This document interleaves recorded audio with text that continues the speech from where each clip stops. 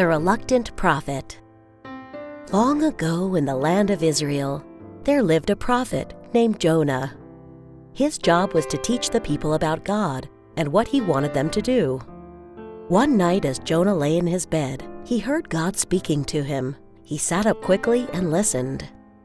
God said, "I want you to go to Nineveh and warn the people about their wicked behavior. Tell them if they do not stop doing all those wrong things, I am going to destroy their city." Jonah liked the last part of the message. Deep down in his heart, he really wished God would destroy that city. After all, the people from Nineveh were Israel's enemies. The next morning when Jonah woke up, he had a wonderful idea. To make sure that God destroyed the evil city, he decided not to tell them what God had said. He was afraid they might stop doing the bad things, and God would change his mind and forgive them. Jonah decided to go as far away from Nineveh as he could, so he went to Joppa and boarded a ship going to Tarshish. He went down into the bottom of the ship so no one would find him, not even God. Now what Jonah was really doing was trying to run away from God because he did not want to obey him. So he hid himself in the ship and went to sleep. While Jonah was asleep in the bottom of the ship, a storm suddenly sprang up. The strong winds blew and the waves were very high. The captain was afraid the ship was going to break apart and everyone was going to die. He shouted, "Everyone, pray to your God, so we might be saved from this storm." The men began to pray and cry out to their God.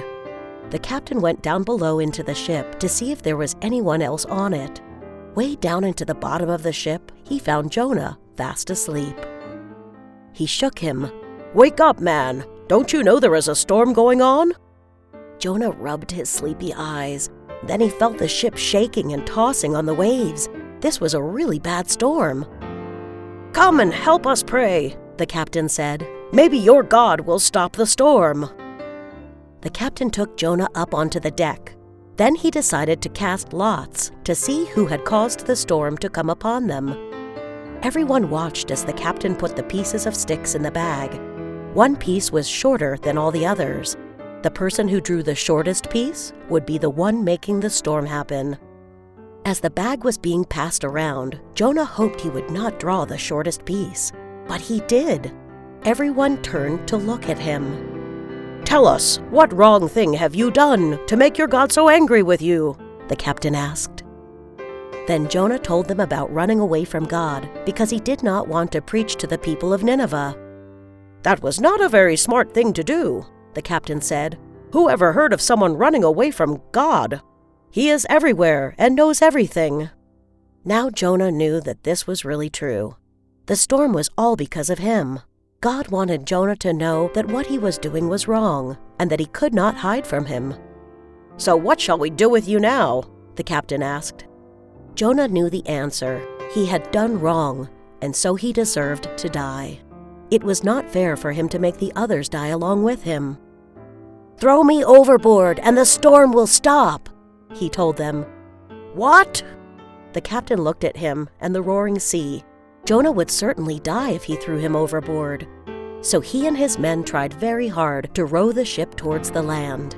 But the storm only got worse. So sadly, he told his men to throw Jonah overboard. Amazingly, when they did this, the storm immediately stopped. Then they knew it was Jonah's God who had sent the storm. They worshipped and praised him for saving their lives.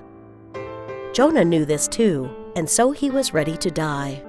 But God had other plans for Jonah. He made a very big fish open its mouth and swallow up the prophet. Down went Jonah into the slippery, slimy stomach of the great fish. Seaweed wrapped around his head.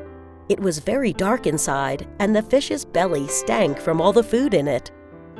Jonah was terribly afraid, and so he prayed to God, saying how sorry he was for disobeying him.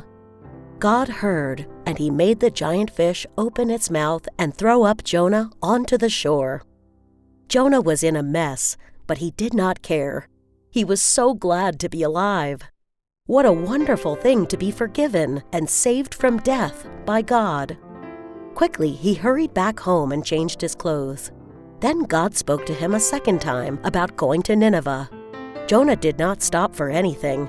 He grabbed his bundle and set off right away to go and warn the people of that wicked city. It did not matter that they were his enemies. He had just learned the hard way that it was best to obey God, even when you did not understand or felt like doing what he said. But although Jonah obeyed God, he was still very upset when the people of Nineveh believed what God said. Then they prayed and fasted for 3 days, asking God to forgive their sins. Jonah was so sure God was going to destroy these wicked people that he went and sat under a tree outside of the city. He did not want to die along with them. He knew that if God said he was going to do something, he usually did it. Surely he could not let a few prayers get in the way of him destroying the city. The sun was very hot, and God made a plant grow over Jonah's head to shade him from the sun while he was waiting. Jonah was thankful for the kindness of God toward him as he sat under the tree enjoying the shade. Jonah waited for the doom to come to the city, but nothing happened because God saw that the people were very sorry for their sins and had repented. So he forgave them. Jonah was furious because God did not destroy the city. God knew what Jonah was thinking, and to teach him a lesson, he let the leaves of the tree over his head wither and die. Once more, he was feeling the terrible heat of the sun. Again, Jonah got upset, but this time with the tree.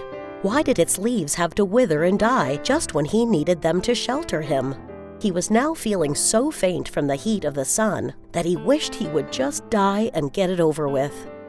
At that very moment, God spoke to him. "Jonah, let me ask you this. Is it right for you to be angry with the plant because it withered and no longer gave you shelter?" the Lord asked him. "Yes, Lord. How dare it die when I needed it? That's not fair," Jonah said, pouting. "Then tell me something, Jonah," God said.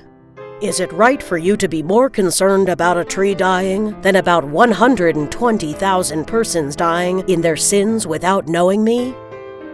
Jonah stopped and covered his mouth with his hand. He had no answer for this. He did not see the people in Nineveh as souls needing to know God. He also realized how unlike God he was when it came to showing others true forgiveness and mercy. "Sorry, Lord," Jonah said as he bowed his head and fell to his knees.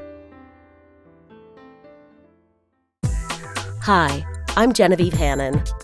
If you like listening to our storybooks, you may find us at www.jonathanjeremy.com. Please subscribe to our channel if you like this video. Thank you.